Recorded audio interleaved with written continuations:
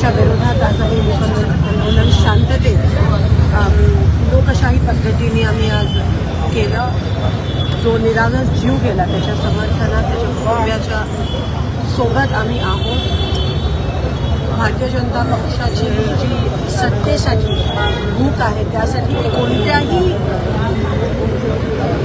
पद्धतीत ते काहीही करू शकतात. विजय हासिल करण्यासाठी भाजपचा खरा चेहरा जो आहे तो आज सगळ्यांसमोर आला आहे. कारण का फक्त पैसा सत्ता नाही पण आता ते रक्तावर येऊन थांबले आणि या सोलापूरकरांना त्यांचा खरा चेहरा लोकांच्या सेवेसाठी त्यांना सत्ता नकोय पण जीव घेऊन सत्तेत येण्यासाठी भाजपचं कट कारस्थान पहिल्यापासून चालू आहे. आज तो खरा चेहरा त्यांचा एक्सपोज झालाय. दोन निरागस लोकांमध्ये कुटुंबांमध्ये भांडणं लावण्यात